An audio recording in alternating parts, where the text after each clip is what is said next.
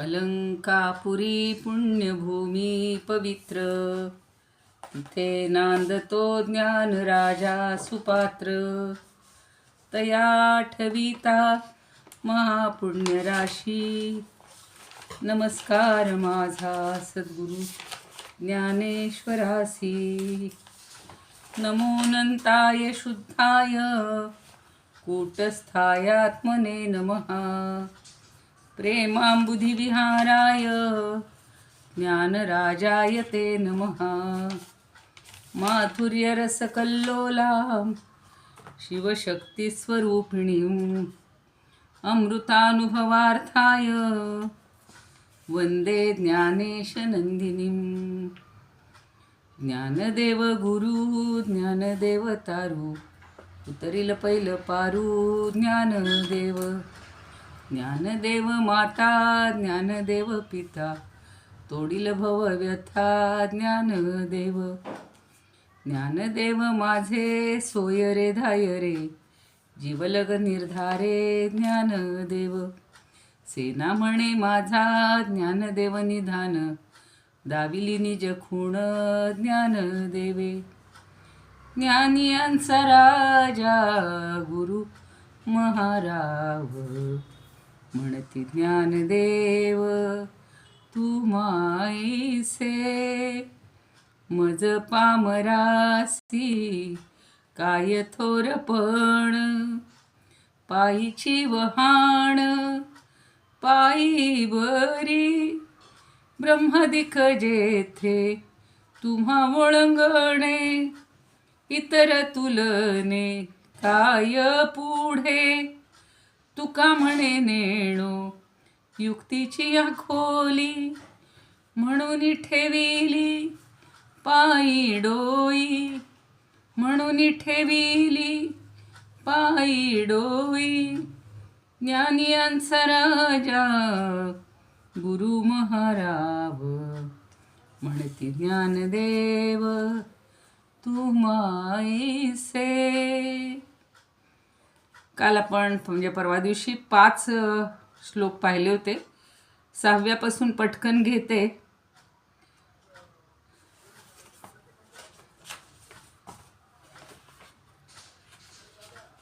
दोन्हीतही फरक आहे बरं का काही काही. रणे कृष्ण बिभत्सु संवाद भूतो, रूढितार्थ बोधाय ज्ञानेश्वरी वै. कृतिर्निर्मिता येन च प्राकृतो तोक्त्वा, येन च प्राकृतोक्त्या. समाधिस्थमूर्तिं भजे ज्ञानदेवम्. समाधिस्थमूर्तिं भजे ज्ञानदेवम्. आता श्रीकृष्ण आणि अर्जुनाचा संवाद रणांगणावर झालेला आहे. त्याचा उल्लेख इथं केलेला आहे की रणे कृष्ण बिभत्सु संवादभूतः. बिभत्सु म्हणजे जो घाबरलेला होता, विषाद ज्याला झालेला होता, अशा त्या अर्जुनाबरोबर जो संवाद झाला. आणि तो संवाद रूढितार्थ बोधाय ज्ञानेश्वरी वै. आणि पुढची ओळ आहे कृतिर्निर्मिता येनच प्राकृतोक्त्या. रूढितार्थ म्हणजे सगळ्यांना रूढ व्हावी म्हणून, सोपी व्हावी म्हणून. बोधाय म्हणजे समजावी म्हणून. प्राकृत भाषेमध्ये बोललेली. प्राकृतोक्त्या म्हणजे काय? प्राकृत भाषेमध्ये म्हणजे आपल्या आत्ताच्या आपण मराठी म्हणतो पण ती प्राकृत भाषा. तर प्राकृत भाषेमध्ये ज्यांनी ही कृती निर्माण केली ज्ञानेश्वरी, तर अशा त्या समाधीस्थ ज्ञानदेवांना मी वंदन करतो. जे श्रीकृष्णांनी विषादपूर्ण अशा अर्जुनाला संवादातून जे सांगितलं ते सर्वसामान्यांना आणि सर्वांना समजावं म्हणून ज्यांनी प्राकृत भाषेचा अवलंब करून तोच संवाद किंवा तेच ज्ञान आपल्या सर्वांसाठी उघडं करून दिलं किंवा सोपं करून सांगितलं, अशा त्या समाधीस्थ ज्ञानदेवांना मी वंदन करतो. समजतंय? सगळे ऐकतायत? हां. आता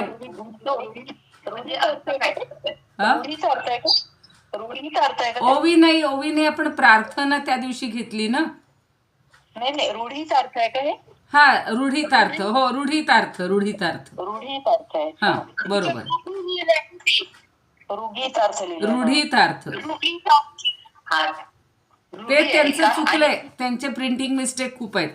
रूढितार्थ असं तो नाही शब्द, रूढितार्थ असा मी घेतलाय तिथे. म्हणताना ते रूढितार्थ म्हणतायत. आता रुगीतार्थला गीतार्थ हा बरोबर आहे, पण मग तो ची काही उपयोग नाही तिथे. रू हा शब्द नको.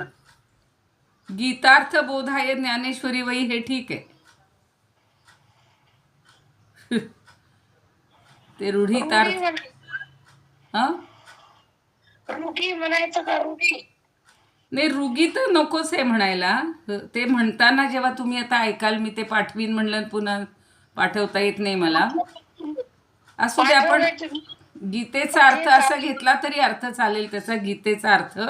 पण त्या रूला काही अर्थ नाही आहे. मग गीतार्थ बोधाय ज्ञानेश्वरी वही असा घेतला तर चालेल आपण, की गीतेचा अर्थ ज्ञानेश्वरीच्या द्वारे बोध करून सांगितला, किंवा बोध करण्यासाठी, गीतेचा अर्थ समजावून देण्यासाठी ज्ञानेश्वरी प्राकृत भाषेत ज्यांनी सांगितली, असं घेऊया अर्थ आपण.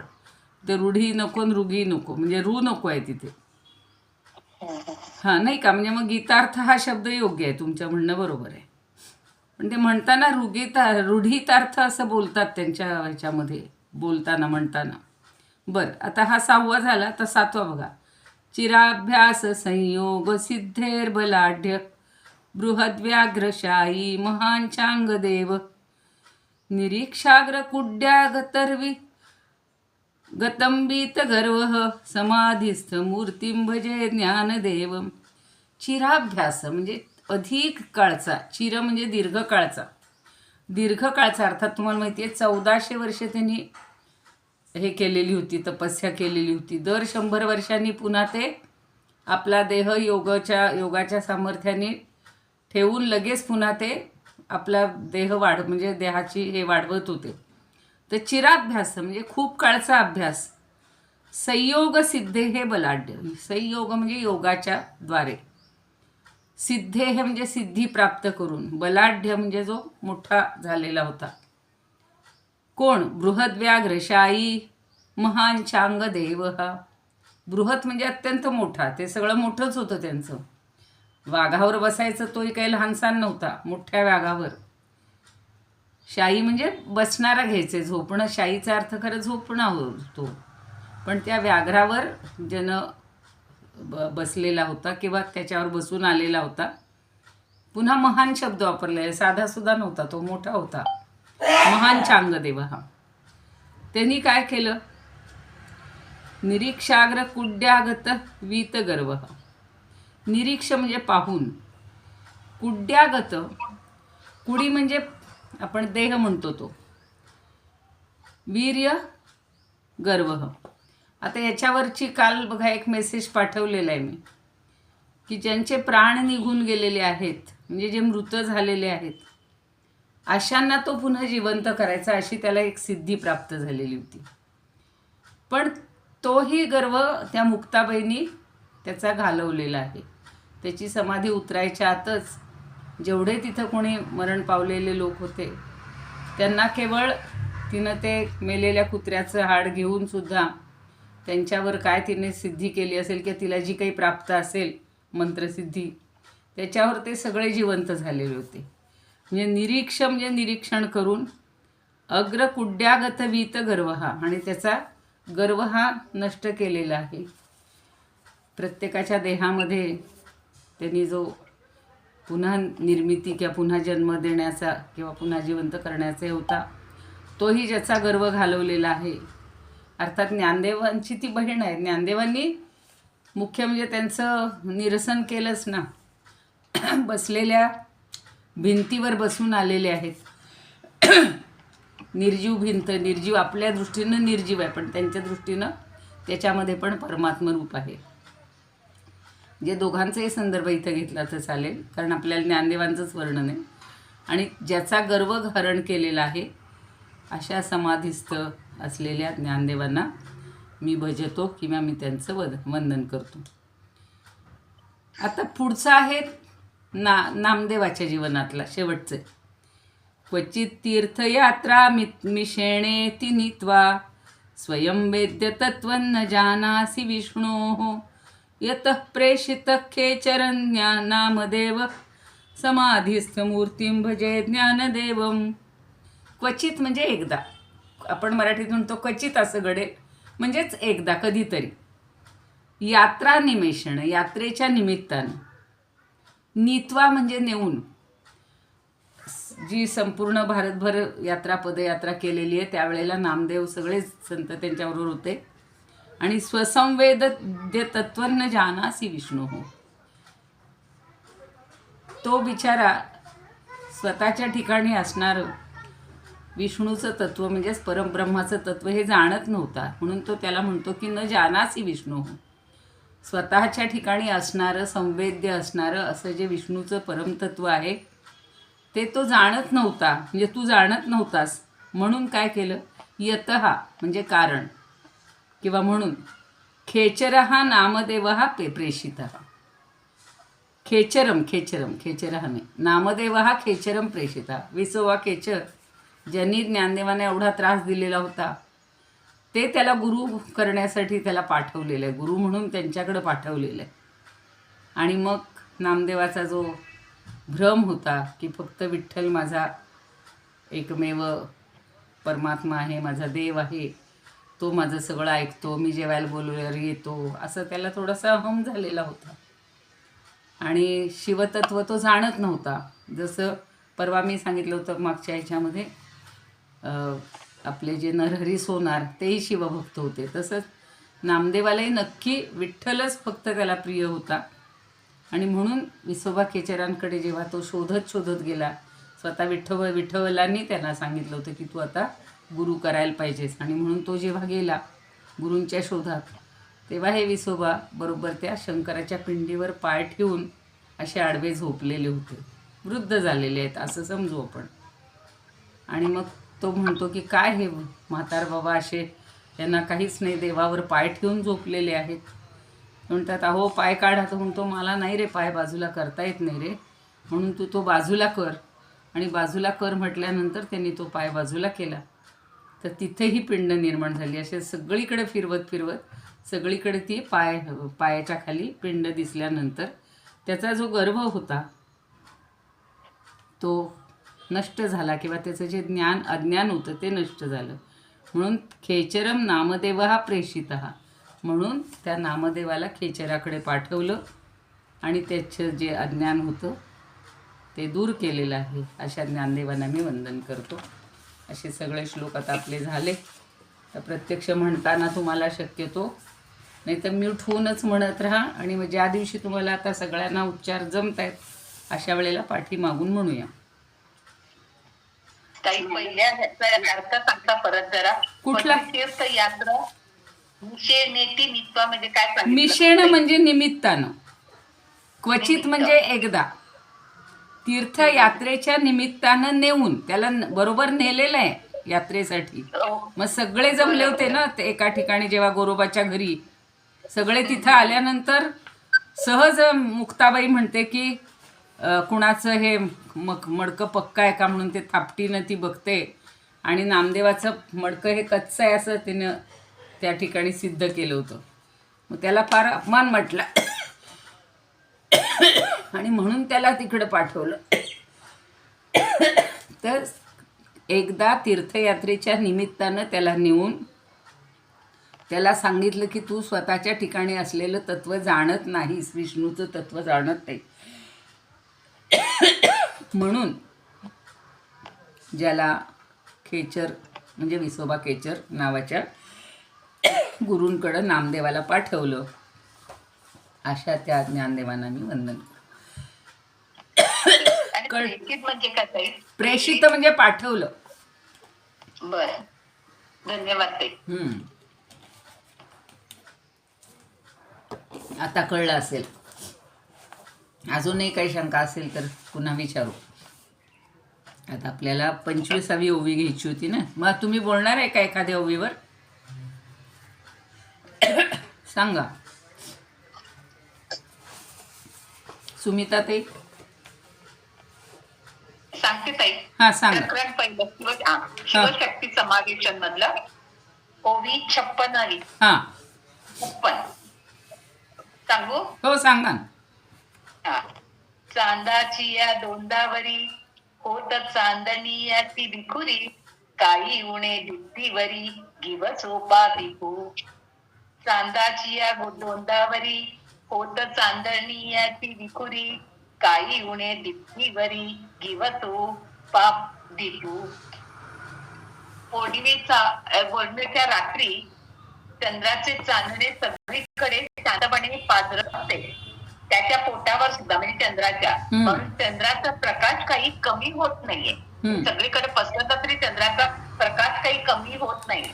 म्हणजे चंद्र व त्याचा प्रकाश एकच आहे, म्हणजे तिथे अद्वैत आहे. ते पसरला सगळीकडे कमी होत नाही. बरोबर. दुसरं मला एक ह्याचं ते क्लिअर झालं नाही ते तसं दिव्याचे तेज सुद्धा त्याला सोडून वेगळे राहत नाही, पण त्यामुळे दिवा कमी होत नाही. असं आहे का त्याचा दुसऱ्या त्याचा ओळीचा अर्थ? सांगते. हा बरं. काही उणे दीप्तीवरी गिवसो वा दीपू. गिवस म्हणजे शोधणं. आता काय म्हटलंय त्यांनी पहिल्या ह्याच्यातलं तुम्ही सांगितलं की चंद्रबिंबावर जो चांदण्याचा प्रकाश आहे तो चंद्राहून काही निराळा आहे का? नाही. किंवा आम्हाला प्रकाश नको असं काही दिवा म्हणतो का? आता पुढचं जे आहे काही उणे दीप्तीवरी गिवसूपा दीपू. आता दिवा जो आहे तो असं म्हणतो का की आम्हाला प्रकाश नको, फक्त दिवाच पाहिजे? असं जर दिवा शोधायला लागाल तर तो शोधता येईल का? म्हणजे दिवा जर म्हटला की मला प्रकाश नको, आता दिवा म्हणजे लावलेला प्रज्वलित केलेला दिवा हाच अपेक्षित आहे बरं का. म्हणजे दिवा आणि त्याचा प्रकाश हे दोन्ही बरोबरच असतं. जसं चंद्र आणि चांदणं बरोबरच असतं तसं दिवा आणि त्याचा प्रकाश हे दोन्ही अखंडित म्हणजे एकत्रितच असतं. ते वेगळं नाही करता येत, विलग करता येत नाही. की त्याचा फक्त दिवा शोधायचा म्हणलं आणि आम्हाला प्रकाश नको तर चालेल का? नाही चालणार. दिवा म्हणलं की त्याच्याबरोबर प्रकाश आलाच, तसं चंद्र म्हणलं की त्याच्याबरोबर चांदणं किंवा त्याचा प्रकाश आलाच असं तिथं म्हणायचं. म्हणजे दोघांचं रूप एकच आहे. दिवा आणि प्रकाश हे दोन्ही एकरूप आहेत. चंद्र आणि त्याचं चांदणं हे एकरूप आहे असं एवढंच सांगायचं. तसंच शिव आणि शक्ती एकरूप आहेत. पटलं? झालं ना?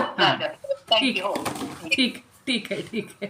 नाही त्यांनी ते शब्द असे वापरलेले आहेत त्यामुळे आपल्याला घुटाळ होतो, पण आपण त्यातला भाव समजून घेतला म्हणजे बस. चला आता 25 अजून मगाशी त्या प्रतिभाताई बाहेर गेल्यात, आता लेफ्ट झाल्यात. नाही तर त्या सांगतात ना 24वीची परवा सांगितलं होतं मला वाटतं त्यांनी.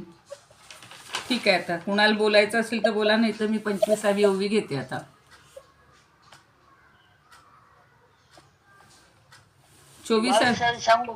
सांगा अनुराधाताई ना बोला.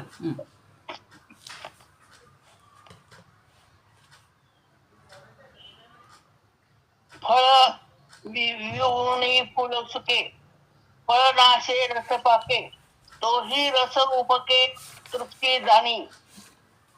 तर ह्याच्यात हे सांगितले झाडावर ज्यावेळेस फळ निर्माण होतं त्या झाडाला आधी फुल लागतं आणि त्या फुलात फुल सुकून तिथं फळ निर्माण होतं. त्या फळामध्ये रस प्राप्त होतो आणि मग त्या सुकलेल्या फळ सुकून जातं आणि रस निर्माण झालं की फळाचा नाश होतो आणि तो स्वादपूर्ण रस माणसाला तृप्ती देऊन संपतो. म्हणजे फुलापासून रसापर्यंत हा जो प्रवास आहे तो नष्ट होत संपत जातो. त्यामुळे ज्ञानदेव म्हणतात श्रुतीने निर्माण केलेली परमेश्वरा स्वरूपाची सच्चित्त आनंद हे जसे त्या रसा फळासारखे आहे. बर तर आत्मज्ञानाची तृप्ती जेव्हा सच्चिदानंद स्वरूपात होते ती प्राप्त झाली की शब्द सुद्धा लोप पावतात आणि त्यांचे अस्तित्वही संपून जाते. कितवी ओवी सांगितली ताई तुम्ही? 22वी. 22वी सांगितले. हा मग तेच म्हणलं, कारण आपल्याला ठीक आहे, काय चांगली सांगितली, पण चालत. आता तर ह्या ह्या ओळीमध्ये जे सांगितलंय ना, झाडावरचं फळ, त्याला आलेलं फूल, हो हो हो फूल सुकलं की त्याला फळ हो बरोबर आहे. लागतं. हो बरोबर. हा, आणि खूप छान वाटलं ते. नाही खरंच चांगलं आहे. हो ना, हो ना. ताई, हम्म. मला दवाखान्यामध्ये अपॉइंटमेंट आहे, तर मला गाडीचं डायरीज आहे. मी तुमचं साताराचं ऐकून राहिली. काय झालं, काय झालं? मला दवाखान्यात जायचं आहे. हा हा, बर बर बर ताई, बर बर. मी चालता ऐकून राहिली. अच्छा अच्छा, मगाशी तुम्ही लेट झाले कळलं, म्हणून मला वाटलं काही अडचण. ठीक आहे, ठीक आहे, चालेल. मला की अपॉइंटमेंट मिळाली म्हणून दवाखान्यात डॉक्टरकडे चालली. बर बर, ठीक आहे, चालेल. चला, ऐका ऐका. 24वी मी सांगते ताई. हा, सांगा सांगा.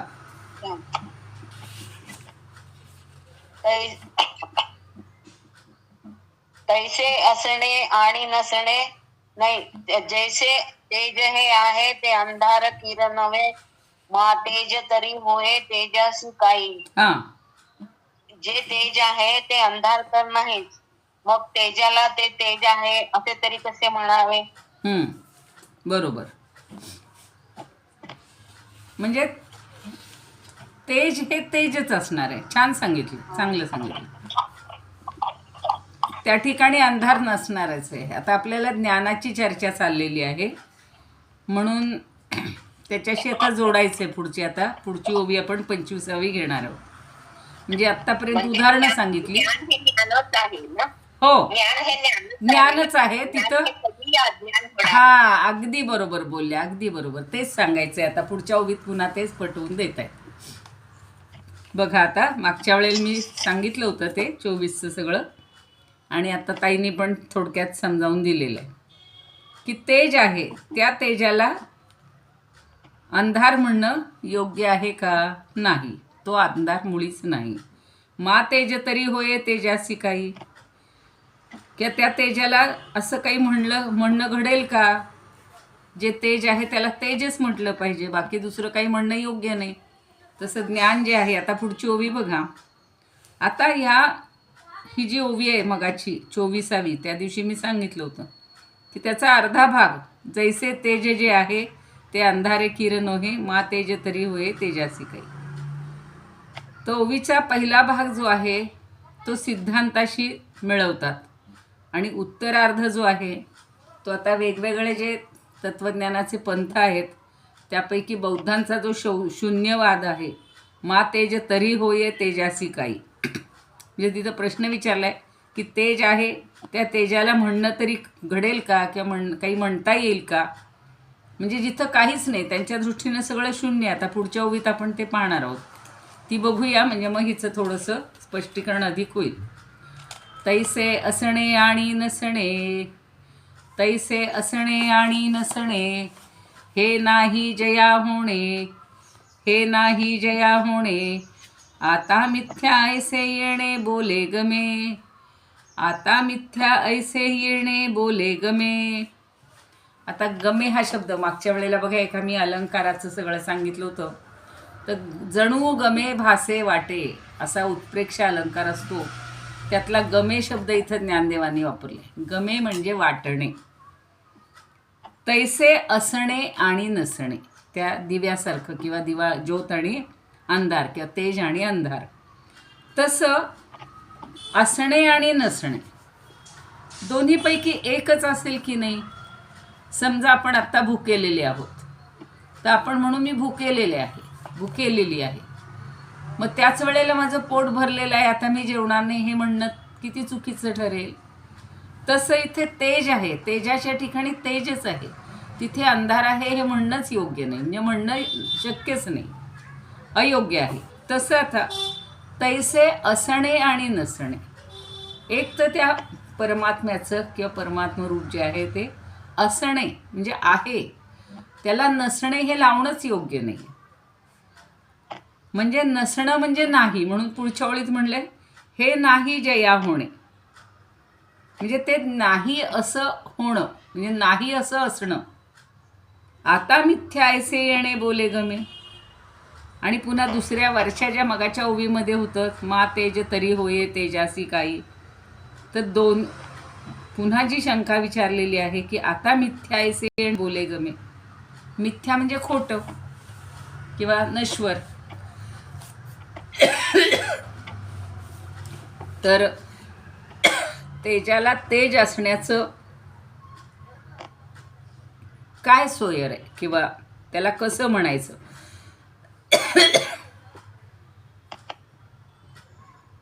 सूर्य तेजरूप आहे. नाही आपलं तीच चालली ना पुढची. मगाची जी आहे सूर्य तेजरूप आहे, तो तर काही अंधार नाही. तेज हे तेजच आहे असं मगाच्या याच्यात पाहिलं. तसं आता परमात्म्याविषयी तैसे असणे आणि नसणे म्हणजे काही व्हिडिओ चालू करा ना. आहे की चालू, दोन्ही चालू आहे. आम्हाला दिसत नाही तुम्ही. का बरं? आहे चालू आहे ना आहे, चालू. दिसतंय. हो मॅडम मी पहिले आधीच लावलेलं आहे. उलट हे ऑडिओ मधून बंद करते. आता याचा जरा अन्वय आधी समजून घ्या. तैसे जया असणे आणि नसणे हे होणे नाही. म्हणजे जया म्हणजे ज्याला, असणे म्हणजे आहे आणि नसणे म्हणजे नाही. हे होणे नाही, हे दोन्ही गोष्टी होणार नाही. आता येणे बोले मिथ्या ऐसे गमे. आणि आता जर पुन्हा येणे म्हणजे त्याला पुन्हा आपण येणे म्हणजे असणे किंवा तो आला अशा अर्थी जर बोललो तर ते मिथ्या गमे, मिथ्या ऐसे गमे, तर ते खोटं आहे असंच म्हणावं लागेल. किंवा जी गोष्ट आहेच त्याला आहे असं सांगणं सुद्धा गरज नाही आहे आणि ती नाही म्हणणं हे तर अगदीच चुकीचं आहे. म्हणून त्यांनी जे पूर्व पक्षाचं मगाचं जे सांगितलेलं आहे त्याचं शून्यवाद्याचा अभिप्राय त्यांनी इथे आणून शंका विचारलेली आहे की परमात्म्याला आहे म्हणणं हे योग्यच नाही आहे किंवा संभवतच नाही आणि नाही म्हणणं हेही संभवत नाही.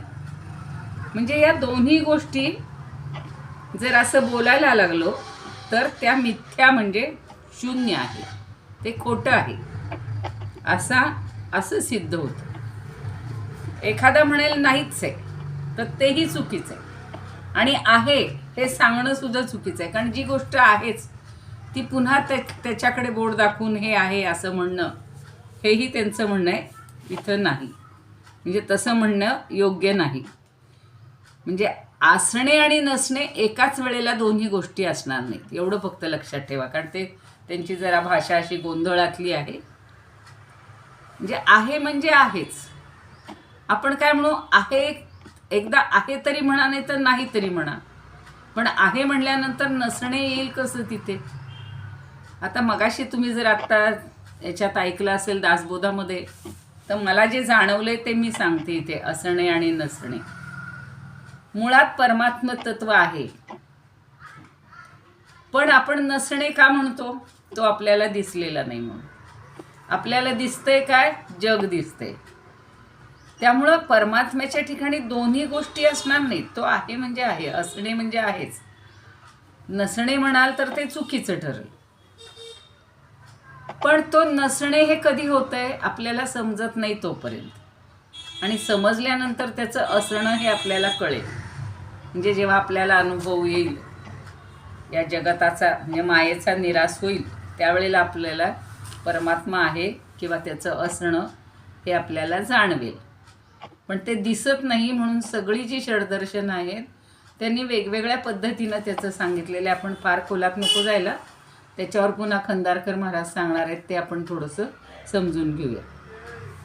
म्हणजे प्रश्न विचारलेला आहे का नाही, असणं नसणं दोन्हीपैकी आपण एकदा खात्री करायची की असणं म्हणलं तर नसणं हे तिथे लागू पडत नाही. आता जोग महाराज पण काय म्हणतात की ब्रह्मस्वरूपी आहे आणि नाही असा व्यवहार होत नाही. मी सस्वरूपी आहे किंवा ब्रह्मस्वरूप आहे हे एकच तिथे असणार आहे म्हटलं तर पुढं नाहीचं भाषा येणारच नाही. म्हणजे ज्ञान आणि अज्ञान या दोन्ही गोष्टी तिथे असू शकत नाहीत.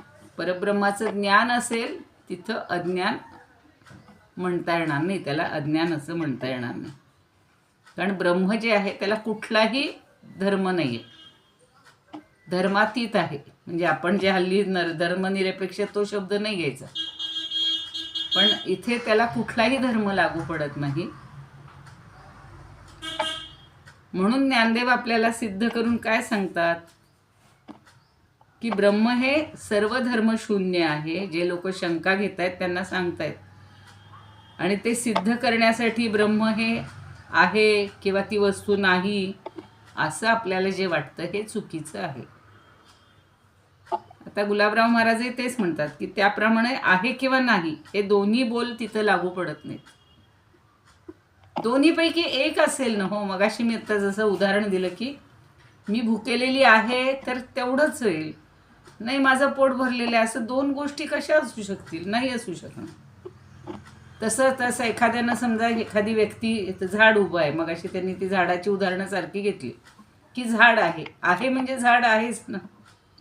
ते नाही म्हणणं कसं काय? तिथं जी गोष्ट दिसतीये, पण आपल्याला आता परब्रह्माच्या बाबतीत एवढंच आहे की ते दिसत नाही, म्हणून असणे आणि नसणे अशी लोकांनी शंका काढलेली आहे.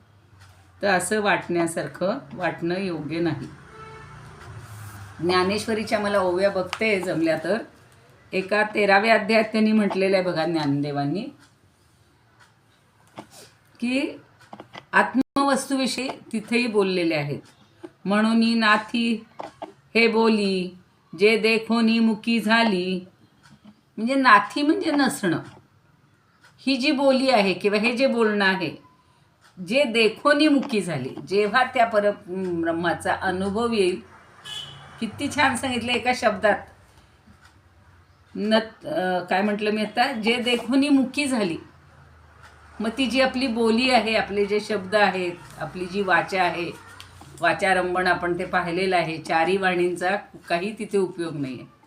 एकदा परमात्म्याचा अनुभव आला म्हणजे ते दिसलं, देखे म्हणजे दिसलं किंवा पाहिलं की ती बोली मुकी झाली. मग बोलता येणारच नाही. हे खरं आहे नाही, खोटं आहे नाही, गोरं आहे नाही, काळं आहे नाही, निर्गुण आहे नाही, निराकार नाही, त्याच्याशी एकरूपच होणार आहे. पण बोलणंच संपतं तिथे. यतो वाचा निवर्तनते. त्या ठिकाणी वाणी ही परत येते, तिला बोलताच येत नाही, कारण तो अनुभव आहे. म्हणून हे असणं नसणं हे सगळं व्यर्थ आहे. आता त्यांनी ते सांगितलं की अस्तिती प्रत्ययो यस्य यश्च नास्तीति वस्तुनी बुद्धिरेव गुणावेतो न तु नित्यस्य वस्तुनः. शंकराचार्यांनी जो विवेक चोडामणी ग्रंथ लिहिलेला आहे, आता हे संस्कृत आहे पण मी तुम्हाला सोपं करून सांगते. अस्ति इति प्रत्यय. आता जे असणे नसणे त्याच्यावर त्यांनी बोललेलं आहे. अस्ति म्हणजे आहे, असतो, असतो. म्हणजे अस्ति हे जे बोलणं आहे, यस्य नास्तीति वस्तुनी, जी गोष्ट नाही ती वस्तू. आता अर्थात वस्तू फक्त परब्रह्माला म्हटलेलं आहे. बुद्धिरेव गुणान्वितौ न तु नित्यस्य वस्तू. हे आहे नाही हे कुणाच्या बाबतीत घडतं? ज्या नाश पावणाऱ्या गोष्टी आहेत त्याच्या बाबतीत घडतं.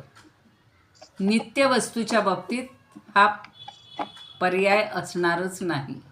सुमनताईंचा ना ऑडिओ चालू आहे त्याच्यामुळे. हा, कुणाचा तरी आवाज येतोय. जय श्री. नाही मी त्यांना तुम्ही सांगताय आता. हा हा हा. हो, सुमनताई बघा कोणत्या आहेत, जवळेकर का कुलकर्णी? जवळेकर. जवळेकर, तुमचा ऑडिओ बंद करा. तर हे बंद करा. हा, बरोबर.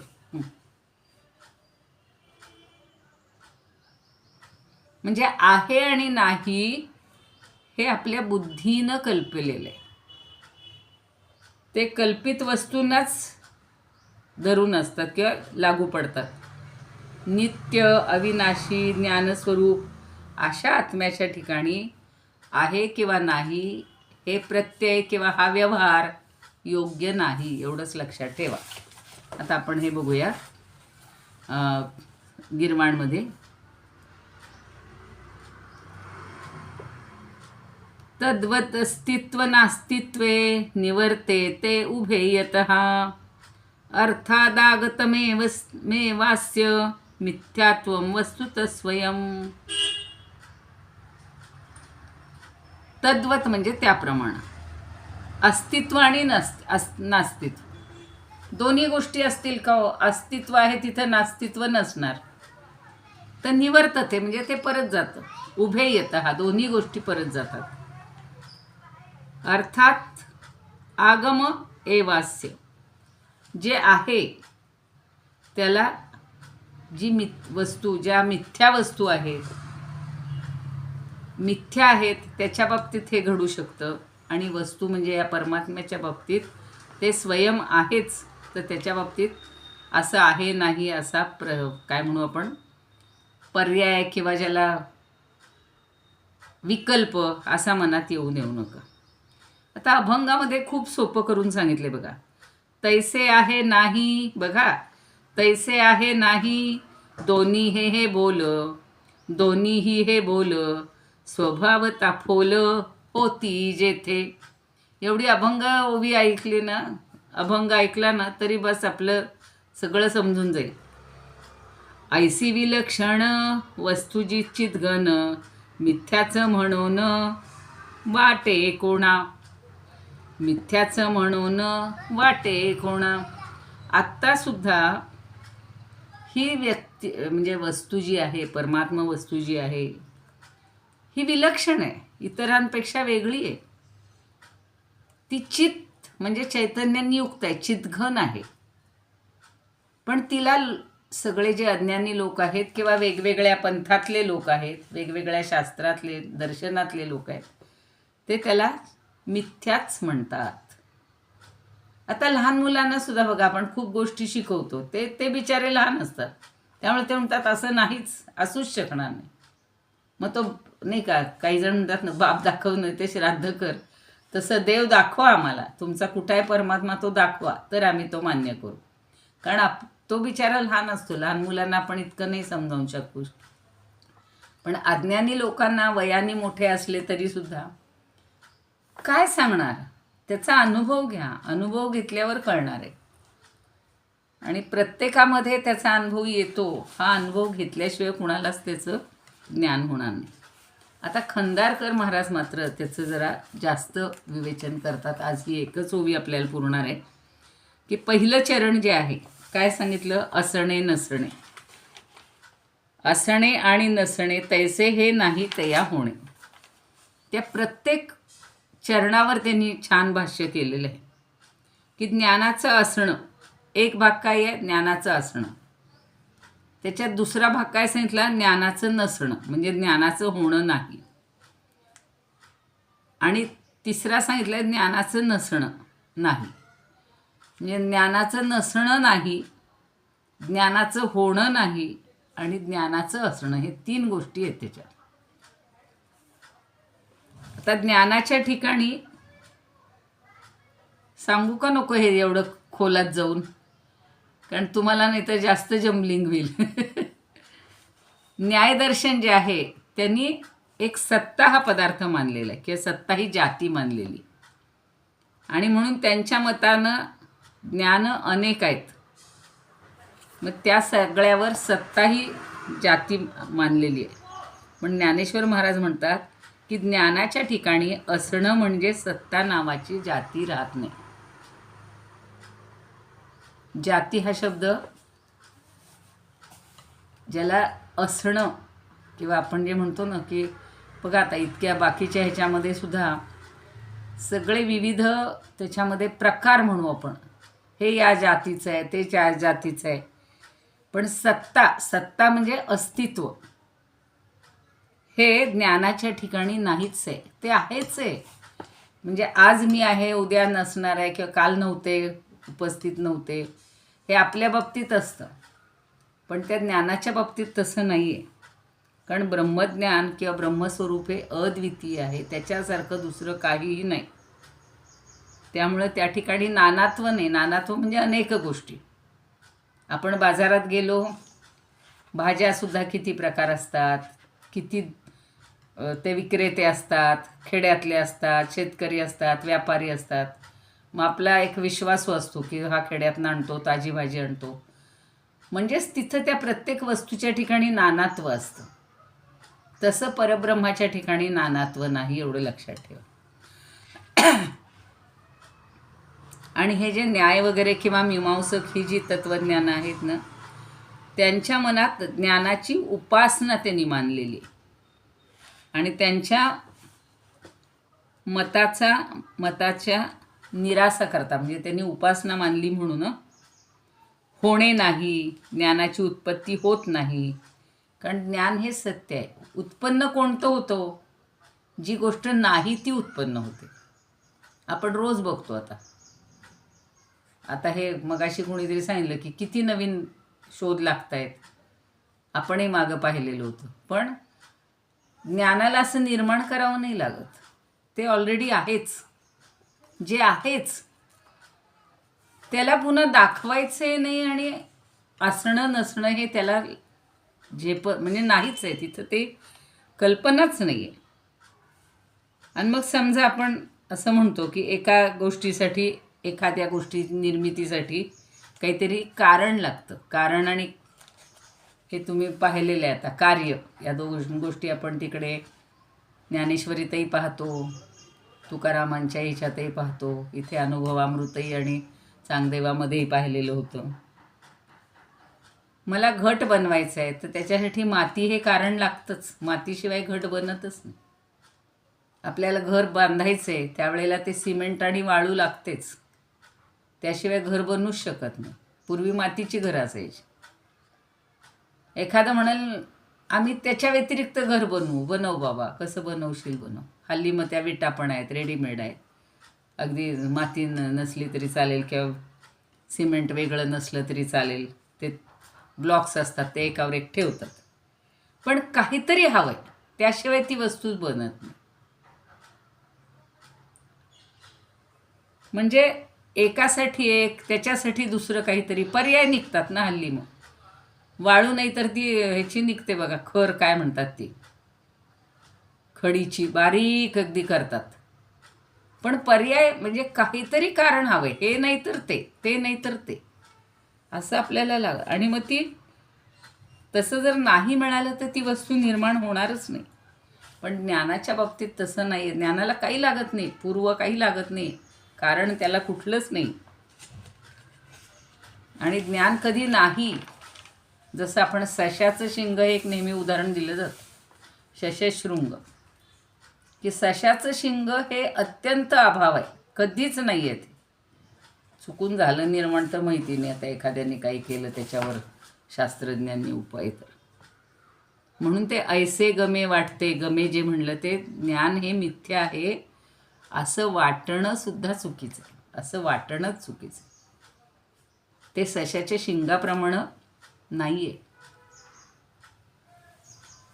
म्हणून ते कधी उत्पन्नही होत नाही आणि नष्टही होत नाही, एवढं लक्षात ठेवायचं. म्हणजे त्याला असणं आणि नसणं हे लावताच येत नाही.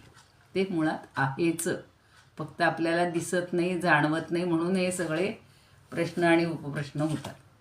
सगुण मूर्ती आपल्याला कळते, सगुणातले सगळे देव कळतात. पण हा निर्गुण निराकार समजायला जरा सगळ्यांनाच अवघड आहे, पण हळूहळू कळेल. आता सूर्यप्रकाशाला अंधार माहिती नाही. मग अशी कालच्या ओवीमध्ये जे पाहिले ते, तर प्रकाशाला हा प्रकाशच. प्रकाश आणि अंधार हे दोन अवस्था त्याला नसतातच. मागच्या कालच्या ओवीमध्ये ते समजावून त्यांनी सांगितलं. तेच आता पुन्हा ही ओवीत पुन्हा पटवून सांगतायत की परमात्मा आहे म्हणजे आहेच, तो ज्ञानरूपानेच आहे. म्हणजे त्याला असणं म्हणजे काय हे वेगळं माहिती नाही, किंवा नसणंही त्याला माहिती नाही. सूर्य म्हणजे प्रकाश हे आपल्याला आकलन होतं. तसं ज्ञान म्हणजे ज्ञान, त्याला वेगळी जाणीव होणं हे काही त्याला नसतं. परमात्म्याच्या ठिकाणी दोन्ही गोष्टी मुळीच असू शकणार नाहीत. आहे ही भावना आणि नाही ही भावना मुळीच असणार नाही. तो आहे म्हणजे आहे, बस. परमात्मा आहे एवढंच सिद्ध, एवढंच मानायचं. त्याला दुसरं कुठलं प्रमाण नाही. आता मागे एकदा मी तुम्हाला सगळ्या प्रमाणांचं सांगितलं होतं की ज्ञान ही संकल्पना जी आपली व्यवहारातलं ज्ञान आहे याच्यासाठी कुठलं तरी प्रमाण लागतं. प्रमाण म्हणजे साधन लागतं. आणि ती 4 प्रमाणं मानलेली आहेत: प्रत्यक्ष, अनुमिती, उपमिती आणि शाब्द. प्रत्यक्ष, तुम्ही आत्ता मला ऐकताय, मी तुमच्याकडून काही गोष्टी ऐकतेय, हे प्रत्यक्ष श्रवणाने होणारं ज्ञान आहे. आज लग्नाला गेले होते, तिथं जो सगळा सोहळा पाहिला तो प्रत्यक्ष डोळ्यांनी पाहिला. हे प्रत्यक्ष डोळ्यांनी होणारं ज्ञान आहे. बरोबर आहे. आता सगळ्या गोष्टी आपण शब्दातून शिकतोय, शास्त्रातून शिकतोय. म्हणजे शब्द हे एक प्रमाण आहे. आणि काही गोष्टी अनुमानानं शोधतो आपण. अनुमान लहानपणापासून आता नाही येत ते धूर आणि अग्नी, पण तरीसुद्धा जिथं कुठं दिसतो तो हे कायमचं आहे की जिथं धूर असतो तिथे अग्नी असतो. तसं ह्याला कुठलं प्रमाण नाही, एवढंच लक्षात ठेवा. कुठल्याही प्रमाणाने हे सिद्ध करायचं नाही आहे. ते फक्त आहे एवढंच लक्षात ठेवायचं बस. चौथं कोणते?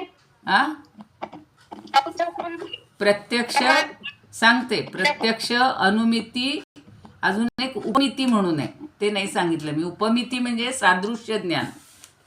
सादृश्य ज्ञान याला असं म्हणतात की तो जो अरण्यात किंवा वनामध्ये गवा एक प्राणी असतो, गवा, तर तो सांगतात की गायीसारखा गवा असतो. म्हणजे साम्य ज्याच्यातनं, साम्यावरनं आपण सांगतो. साम्य ज्ञान, सादृश्य ज्ञान त्याला म्हणतात. ते उपमिती ज्ञान आहे. ते उपमान असं ते प्रमाण आहे. आपण कधी कधी म्हणतो ना की याच्यासारखा हा आहे. हे जे ज्ञान समजावून देतो मुलांना. आता कोल्ह्याच्या बाबतीत लहानपणी ऐकले की कोल्हासुद्धा थोडा कुत्र्यासारखाच असतो. म्हणजे त्याचं जे रंगरूप, जे काही साधारण जवळीकता, सादृश्यता, तसं गाईसारखा गवा असतो असं सांगणं ह्याला उपमिती ज्ञान असं म्हणतात. त्याला उपमान हे प्रमाण आहे. शब्दज्ञानाला शब्द हे प्रमाण आहे. प्रत्यक्ष ज्ञानाला प्रत्यक्ष इंद्रिय हे प्रमाण आहे. आणि अनुमिती ज्ञानाला अनुमान हे प्रमाण आहे. तसं या परमात्म्याला कुठलंही प्रमाण लागत नाही. सादृश्य काहीच दाखवता येईल का ह्याच्यासारखं हा आहे म्हणून नाही. शब्दांनी तर वर्णन करताच येईल. श्रुती, ते तर नेहमीच म्हणतो आपण, श्रुती नेती नेती म्हणती गोविंदू रे. तिथं नेती सगळं नाही नाहीचंच वर्णन आहे. ते असं नाही, तसं नाही, तसं नाही, म्हणजे कसं आहे हे सांगूच शकत नाही. म्हणून ते आहे एवढंच मानणं. बाकी त्याला दुसरा काही हे नाही. म्हणजे कुठलीही मनात शंका न ठेवता त्याचं अस्तित्व स्वीकारणं आणि जेव्हा आपल्याला अनुभव येईल तेव्हा त्याच्याशी एकरूप होणं. समजलं? तर समजून घ्यायचंच आहे. आता अजून 26 मध्ये अजून बोलणार आहेत. कारण काही नाही असं नाहीच आहे ते तिथं. आणि मग नंतर आपण पुन्हा म्हणतोय ना की ते परब्रह्म किंवा तो परमात्मा प्रत्येकामध्ये आहे. म्हणजे नाही असं नाहीच आहे, सगळ्यामध्ये आहे. मग सगळ्यांमध्ये आहे एवढीच त्याची आपण काय म्हणू, प्रचिती ती आपण घ्यायची. आणि परवा बघा त्या दासबोधात एक जण आले होते, त्यांचं नाव मी विसरले त्या दादांचं, पण मला त्यांचं इतकं भावलं ना की रोजच्या व्यवहारामध्ये आपण असं वागलं पाहिजे. जी जवळची नाती असतात, नवरा बायकोंची असतात, बहीण भावांची असतात, आई वडिलांची असतात, आणि त्यांना आपण गृहीत धरतो आणि त्यांच्यावर आपण नको तसं बोलतो किंवा काही आरोप केले जातात, चुकीचं वागलं जातं. कारण त्याच्यामध्ये भावामध्येही परमात्म तत्व आहे, भावानं बहिणीमध्ये आहे, नवऱ्यानं बायकोमध्ये आहे, बायकोनं नवऱ्यामध्ये आहे. असं सारखं आपण गृहीत धरत नाही ना की हा पण परमात्म रूपच आहे. ते एक नातं म्हणून फक्त आपण पाहत असतो. आणि मग कधी कधी क्लॅशेस किंवा वाद, कलह, मतभेद हे सगळे होत असतात. माझ्यासमोर जर देव आला तर मी देवाला असं बोलीन का, हा विचार करायचा आहे. एखाद्या लहान मुलाला पण एकदम ती चपराक, त्या दिवशी ती गोष्ट सांगितली होती तुम्हाला यांची, जगन्नाथ पंडितांची, की एवढी चपराक शब्दानं नाही प्रत्यक्ष नाही दिली, पण भगवंताचं मानलं नाही, ती भगवंताला चपराक दिल्यासारखी झालेली आणि त्याच्या गालावर ते 5 बोटं उठली. तसं आपण अगदी प्रत्यक्ष मारामारी करत नाही, पण शाब्दिक जी असते ना कलह, त्यांनी आपण त्या भगवंताचा जणू काही अपमान करतोय, त्याचं अस्तित्व नाकारतोय. एवढं जर आपण लक्षात ठेवलं तर आपण कधीच कोणाशी वाईट बोलणार नाही, कधीच कोणाशी भांडणार नाही, असं मला तरी वाटायला लागलेलं आहे. त्यामुळं शक्यतो सगळ्यांशी जुळवून घेणं, त्याच्यामध्ये परमात्मा रूप बघणं, अगदी क्षुल्लक गोष्टीमध्ये सुद्धा, म्हणजे मग हे वाद होणार नाहीत आणि हे आहे असणे नसणे हा भागच येणार नाही, असं मला तरी वाटते आता. त्यामुळं उद्याची ओवी बघायची, बघून ठेवू फक्त. आता पुन्हा शंका किंवा पुन्हा काही ओव्यातून पटवून देतात ते. तरी काही नाही सर्वथा ऐसी जरी व्यवस्था, तरी नाही हे प्रथा कवणासी. त्याने पुन्हा प्रथा या शब्दावर खूप बोललेले. ठीक आहे, थांबूया. इदम उपकर्तुम म्हणूया. आता ते येते बहुतेकांना म्हणायला नाही. इदमुपकर्तुं भुवनमण्डलं समुदितमिव भास्करं सादरं वन्दे ज्ञानेश्वरं त्रिभुवनमाता भगवद्गीता लोकमङ्गला लोकविश्रुता लोकहितं सन्ततं ध्यायता येन ज्ञानेश्वरी विरचिता श्रुत्वा प्राकृतगिरं सादरं वन्दे ज्ञानेश्वरं सादरं वन्दे ज्ञानेश्वरं गीताशास्त्रं क्वाम्बुधिकल्पं नवन्तदीयं वयः क्वचाल्पं विषयः विपदां भ्रात्यमनल्पं वाग्यज्ञेन च येन भूषितं सरस्वतीमन्दिरं सादरं वन्दे ज्ञानेश्वरं सादरं वन्दे ज्ञानेश्वरम् यत्र शारदा कृपाप्रसादः यस्य श्रवणात् परमानन्दः निहितो यत्रामृतनिःस्यन्दः काव्यतत्त्वयोः कृतवन्तं तत् रसायनं मधुरं सादरं वन्दे ज्ञानेश्वरं सादरं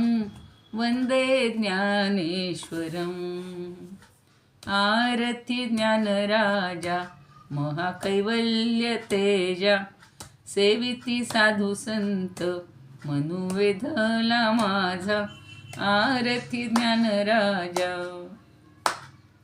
लोपले ज्ञान जगी हित नेणती कोणी अवतार पांडुरंग नाव ठेविले ज्ञानी आरती ज्ञानराजा कनकाचे ताट करी उभ्या गोपिका नारी नारद तुंबरू हो सामगायन करी आरती ज्ञानराजा प्रगट गुह्य बोले विश्वब्रह्मची केले रामा जनार्दनी पायी मस्तक ठेविले आरती ज्ञानराजा महाकैवल्य तेजा सेविती साधू संत मनुवेधला माझा आरती ज्ञानराजा ज्ञानेश्वर महाराज की जय पंढरीनाथ भगवान की जय